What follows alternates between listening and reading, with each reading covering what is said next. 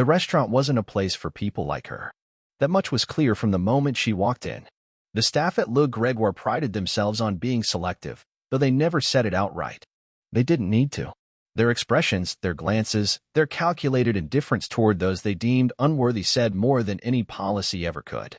It was a place where the chairs were stiff, but the wine glasses were thin and expensive, where people came to be seen, to remind others they mattered. And when Mary and MacLeod Trump stepped through the glass doors, the only thing the staff saw was someone they believed didn't belong. Her coat was clean but old, a simple gray wool that had served her for years. Her shoes, polished but worn. She didn't wear jewelry, save for a single gold chain that rested against the collar of her blouse and a simple ring. To them, she was invisible before she even spoke. Marian had never cared for pretension. She didn't notice the stares, not at first.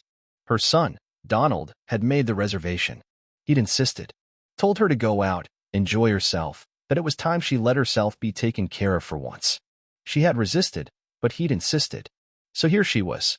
Out of place, perhaps, but not by accident. The hostess at the podium didn't greet her. She only looked up when Marian stopped in front of her. The woman's gaze swept over her in less than a second: coat, shoes, face, and settled back on the computer screen. "Do you have a reservation?" Marian handed her the printed confirmation. The woman took it between two fingers like it was something distasteful, not bothering to hide her disdain. "You'll have to wait," the hostess said. She didn't look up again. Marian stepped aside without a word. She didn't notice the waiter approach until his shoes stopped just inches from hers. His name tag read Chase. He stood tall, back straight, with the kind of posture that belonged to someone who believed in his own importance. His expression was neutral at first, but the way he looked at her was anything but. "We have a dress code," he said flatly. Marian nodded, unsure what he meant. "Coat and shoes," Chase continued, not bothering to lower his voice. "We have standards." Marian opened her mouth to speak, but stopped. She had been here before, maybe not this exact place, but this moment. Years ago. People deciding she wasn't enough. People pretending to be polite while pushing her toward the door.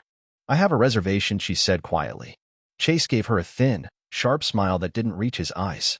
"Not tonight." He turned to the hostess. She said nothing, only tapped a finger on the counter, already moving on. The other guests in the lobby had noticed by then.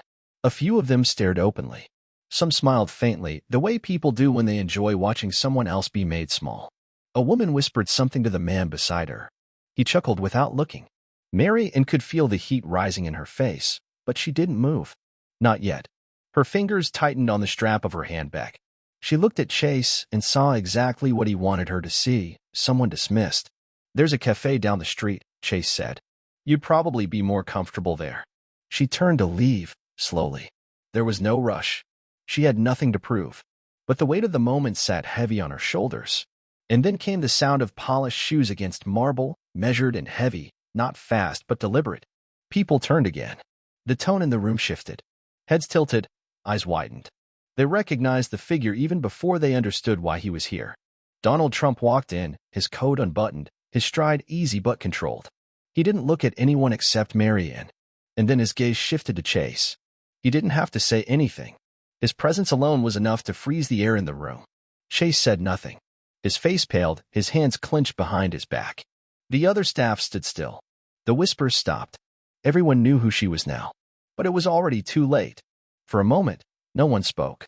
The silence hung in the air, heavy and oppressive. Chase's jaw tightened as he shifted his weight, realizing there was nowhere to move, nowhere to hide. His eyes flickered briefly toward the hostess, but she was staring straight ahead, pretending to be busy with her screen, as if distance from him might save her from what was about to happen. The other guests sat frozen, their conversations abandoned mid-sentence. Some stared openly, waiting for the fallout. Others pretended to glance away, only to snap their eyes back a second later. Every single person in that room knew exactly who Donald Trump was, and they all understood that this wasn't going to end quietly. Donald didn't raise his voice. He didn't need to. His presence filled the space in a way louder men could never manage. He stepped forward, standing next to his mother. Marian stood still, her chin lifted, her back straight, but Donald saw the way her hands gripped her bag tightly, the way her shoulders were just slightly tense. He knew exactly what had happened before anyone said a word. He had seen it too many times growing up. How people treated her when they thought they could get away with it. Chase cleared his throat. trying to salvage whatever control he thought he still had. "I didn't realize," he started, but the words trailed off. Donald's eyes never left his face. He waited, not patiently, calmly. There was a difference. It was the kind of look that didn't blink, that didn't forgive quickly. "You didn't realize who she was," Donald said finally, his tone even, quiet, but cutting. "You saw an old woman. You saw her coat. You saw her shoes. And you decided she wasn't worth your time." Chase opened his mouth again, but nothing came out. His throat worked as he swallowed hard. "It's not personal," Chase managed after a pause. Donald tilted his head slightly, as if considering those words. "Everything is personal when you treat someone like they're beneath you," he said. A murmur moved through the dining room. The sound of people shifting in their seats, of waiters frozen mid-step. The weight of his words settling on everyone, whether they wanted it or not. Mary exhaled slowly. She didn't move. She didn't interrupt. This was his moment now, not hers. Donald turned slightly, looking at the hostess. She froze in place, her hands hovering over the keyboard she hadn't touched for several minutes. "Cancel every reservation," he said flatly. "Everyone leaves." She stared at him. "Sir, Now. There was no negotiation. No explanation. The staff started moving. Slowly, at first. People began standing from their tables, stunned. Some protested. Some didn't dare. One man at a corner table slammed his hand down on the white linen tablecloth, demanding to know why. But when Donald Trump's gaze landed on him, he fell silent. One by one, the guests gathered their things and filed out, escorted by silent staff who kept their heads down. Chase still hadn't moved. His hands were shaking slightly now. Donald didn't speak to him again. He didn't need to. Marian finally turned to her son, her voice low. "You didn't have to do this," she said. Donald looked at her, his expression softer for the first time since he walked in. "I'm not leaving you in a room where people think they can treat you like that."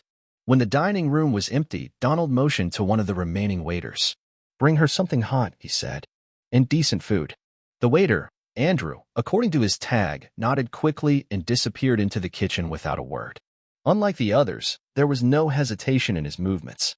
Marian sat down at one of the empty tables, slowly, carefully, as if unsure if she wanted to.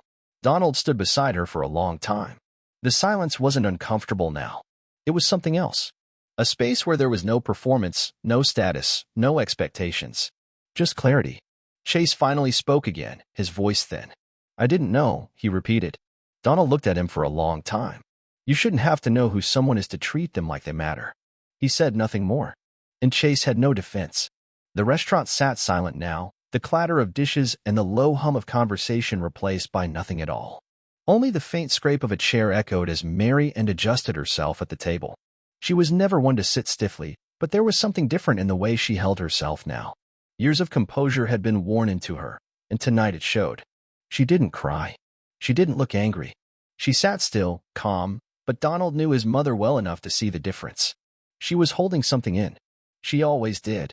Donald remained standing for a while longer, his gaze shifting across the empty room. It hadn't been full to begin with, but now it felt abandoned, stripped down to its bones. He didn't regret clearing the place. Not for a second. He hadn't made the decision for appearances or show. He did it because he knew exactly how people like Chase operated. They worked on assumptions. They chose targets they believed wouldn't fight back. They bet on no one noticing. And most of the time, they were right. This time, they weren't. The waiter, Andrew, returned quietly, carrying a pot of tea and a small silver tray with a single plate. He placed it in front of Marian carefully, the movements respectful, his eyes lowering before he left without saying a word. Donald gave him a nod. He appreciated people who did their job without making it about themselves. Marian reached for the tea slowly, her hand steady. She poured it, added no sugar, and let it sit. She wasn't hungry, not really. But she picked up the fork and cut a piece from the plate in front of her. It was something simple, roasted chicken and potatoes, nothing like the ornate, overworked dishes the restaurant usually served. It wasn't about the food. It was about having something real in front of her. Donald finally took the seat across from her, his hands flat on the table. He waited. She didn't look at him immediately. She took a bite first, chewed slowly, and swallowed. Then she set the fork down and finally spoke. "You didn't have to do that," she said. Her voice was measured. "You didn't have to humiliate them." Donald didn't flinch. It wasn't about them. She studied him for a long time, as if she were trying to see something behind his expression that wasn't immediately visible. "You're angry. I'm tired of people like that," he answered. "I've seen them my whole life." She nodded once, but she didn't agree or disagree. She only listened. "I remember when I was a boy," he continued, "how they treated you when they thought no one was watching. When Dad wasn't around. When we didn't have anything. You were too young to understand," Marian said quietly. "I understood enough," Donald replied. "I understood when we had to walk 3 blocks to find a store that would cash your paycheck. I understood when the woman at the counter acted like she was doing you a favor letting you buy bread." Marian pressed her lips together but said nothing. "This is who they are," he went on. "People like that waiter. They haven't changed. They see weakness, and they take advantage." She sipped her tea slowly, thinking. "It's not always weakness," she said after a moment. "Sometimes it's dignity. Sometimes it's patience." Donald was silent for a while. He watched her, realizing she wasn't angry. She was disappointed, not in him, but in the world. She had always believed that people were better than this, and tonight had reminded her that many were not. "I didn't want you to see that again," he said finally. "You shouldn't have to." Marian reached across the table and placed her hand over his. She didn't speak for a moment. She just sat there, holding his hand the way she had when he was a boy. "I raised you to be strong," she said, "and I'm proud of you for that. But I also raised you to be kind." Donald nodded once. "I was. I know," she replied softly. "And I know why you did what you did tonight." They sat there for a long time after that, the silence not uncomfortable, just full of things that didn't need to be said out loud. Marian finished her tea. She didn't touch the food again. Eventually, she stood. Donald stood with her. "You didn't need to clear the room," she said. "You only needed to stand by me." "I did both," he said. She gave him a faint smile. There was sadness in it, but also something else, relief, maybe, or gratitude. She took his arm when they walked out of the restaurant together. Chase was still standing by the podium, pale and frozen. He didn't speak. Neither did the hostess. Donald didn't look at them again. When they stepped outside into the cold evening air, Marian took a deep breath. She turned her face to the breeze, closed her eyes briefly, and then opened them again. They walked toward the waiting car without another word. The ride back to the hotel was quiet. Neither of them needed to fill the silence with words that weren't necessary. Donald sat with his hands resting on his knees, his posture straight as always, staring ahead. Marian sat beside him, one hand resting gently on the armrest, her fingers relaxed, no longer clenching the strap of her bag. There was nothing uncomfortable about the quiet between them. It was a silence full of understanding, not absence. When they arrived at the hotel, Donald stepped out first and offered his hand to his mother as she exited the car. The doorman greeted them politely, his tone formal but not forced. He opened the door as they entered the lobby, where the late evening light reflected off polished marble floors and dark wood. It was elegant but not cold. Marian had always liked this place. There was a quietness to it that reminded her of home, back in Scotland, long before New York, long before everything. As they rode the elevator up to her suite, Donald glanced at her more than once. She noticed, but said nothing. When they reached her door, he unlocked it with the key card and stepped inside first, holding the door open. She followed and took off her coat slowly, hanging it neatly in the closet. Donald walked toward the windows, his hands in his pockets, and stared out at the city skyline. He stood there for several minutes, not saying anything. Marian sat on the edge of the sofa and watched him. She could tell he was still unsettled, still carrying the weight of what happened at the restaurant. It wasn't about the scene they caused. It was about something deeper.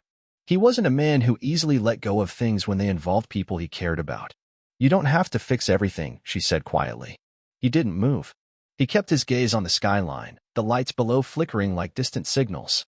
"It's not about fixing," he said finally. "It's about not letting them get away with it." Marian nodded slowly. She understood.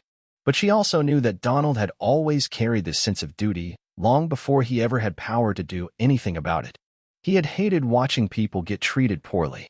He just had a different way of responding to it than most. Later that night, after Donald left, Marian sat by the window with a cup of tea. She looked out at the lights of the city and thought about everything that had happened. She didn't regret standing her ground in that restaurant. And she didn't regret her son standing up for her. But something had changed in her. She realized that as much as things had progressed in her life, the same judgment still existed. People still decided your worth based on appearances, on assumptions, on what they thought they saw.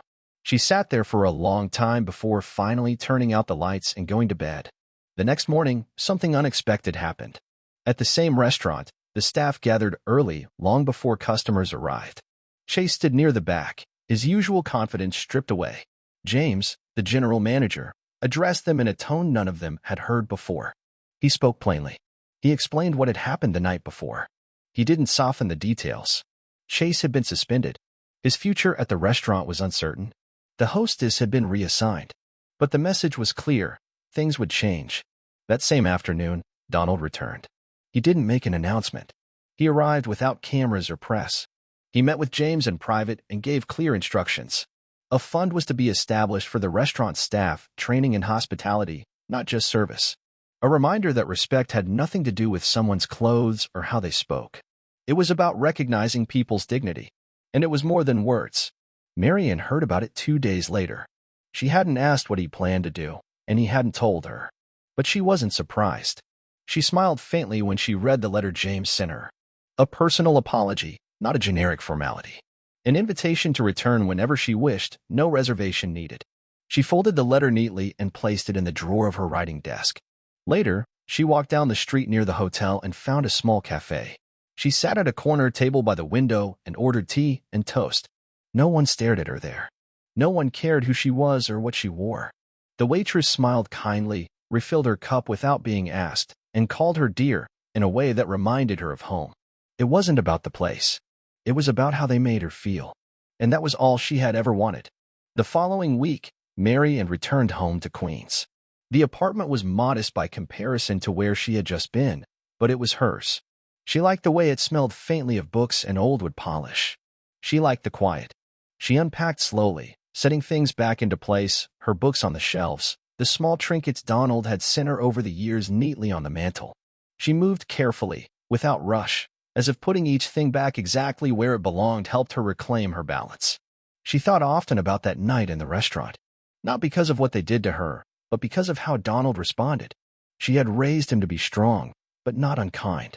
He had always been fierce about loyalty, about family. But now she saw something different. He wasn't just standing up for her. He was standing against something bigger. The way people were dismissed. The way kindness had become a luxury in places that should have offered it freely. Marian spent her days as she always had. She read in the mornings. She walked to the corner market, greeting the shopkeeper by name. She liked things simple. She liked things real. One morning, a letter arrived in a heavy envelope. She recognized the handwriting immediately. Donald never sent emails when it came to family matters. She sat at the kitchen table with her tea and opened it carefully. Inside was a simple note. Not long, not flowery. Mom, the restaurant reopened this week. They invited me to come. I told them it wasn't about me. It was about you. I left your name on the plaque at the front. It says, everyone who walks through these doors matters. I thought you should know. Donald.